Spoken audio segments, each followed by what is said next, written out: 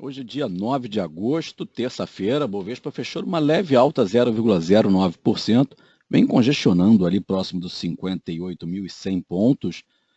Precisa romper essa resistência aí com mais vontade, com mais volume, para tentar partir em direção às expansões de Fibonacci, que projetam a região de 60 mil até 64 mil pontos. Deixou como um bom suporte a região próxima da média de 21, entre os 55.700 e 56.700. Uma realização até 55 mil seria considerado um pullback em direção ao antigo topo, essa região daqui. E abaixo disso, sim, teria sinal de realização, que poderia levar até a terceira de Fibo na casa de 51.700. Por enquanto, o viés é de alta, ele está no que a gente chama aí de congestão, precisando aí romper ou para cima ou para baixo para definir um novo movimento. Como a tendência de longo prazo e curto prazo são de alta, a expectativa é que tenha um rompimento para cima nos próximos dias. Em relação aos blue chips, Petrobras fechou uma pequena queda de 0,25, também vem nessa congestão, deixou um suporte nessa região aqui do 11,65 e resistência em 12,25. Também precisa romper isso para definir. Enquanto está congestionado, o volume vem caindo, sem grandes definições para o curto prazo, mas mantém a expectativa de rompimento para cima, em função das médias estarem para cima também. A Vale teve um dia um pouco melhor, Vale 5 subiu, 1,58%, renovou máximas, vem num canal de alta bem tranquilo, teve um bom volume, e a FR está sobrecomprado, mas ainda aponta para cima, favorecendo novas máximas, né? Deve estar testando aqueles topos antigos em 16,35, 16,87 nos próximos movimentos, deixou como suporte a mínima em 15,50 arredondando e depois em 14,37. Somente abaixo do 14,37 teria algum sinal de reversão dessa tendência de alta, pelo menos no curto prazo. Os destaques do IBX100, maior alta ficou com Magazine Luiza, MGLU 3, subiu 6,5%, ela que vem em tendência de alta, né, firme e forte, não tem nenhum sinal de reversão dessa tendência, ela já cumpriu o primeiro objetivo em 52,60 e agora se aproxima muito do segundo objetivo, entre 58,70 e os 60.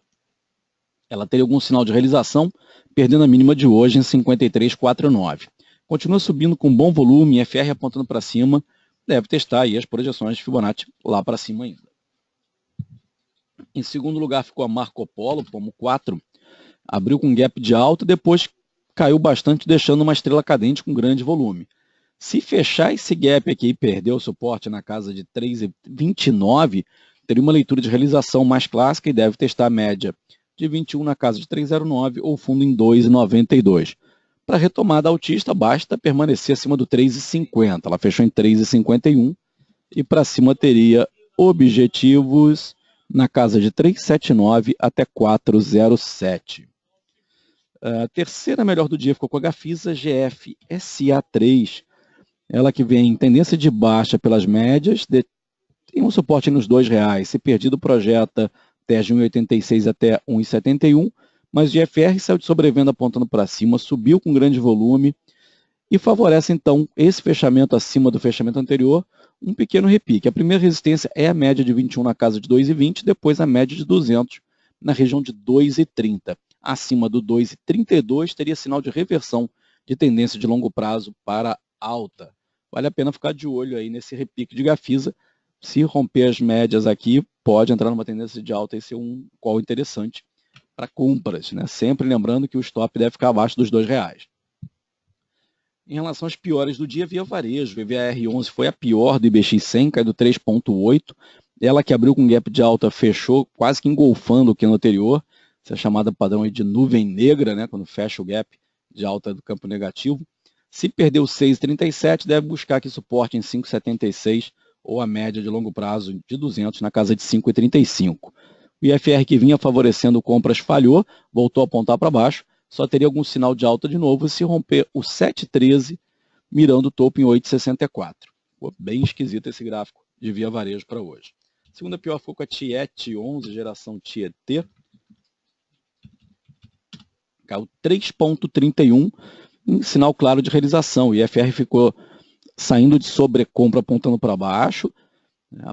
Tem até um pequeno padrão aí de divergência de baixa. Se fizer nova mínima em 17,43, provavelmente vai testar ali o 16,60 ou o topo anterior na casa do 15,30.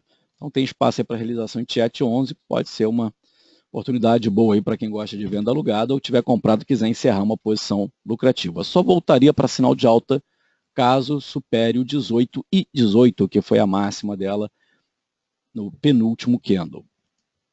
A terceira pior do dia ficou em elétrica também, ELET 3, caiu 3,05, um padrão parecido, né, de realização, deixou resistência em R$20. Se passar dos 20, retoma o sinal de alta, buscando projeções de Fibonacci mais acima. A gente pode até estimar aí 23 como projeção. Mas, caso faça nova mínima, perdendo 18,45, provavelmente vai fazer um teste ali na média de 21, na casa dos R$17,20, ou testar o fundo na casa dos 15. É um perigo aí de realização forte para a ELET 3 nos próximos dias.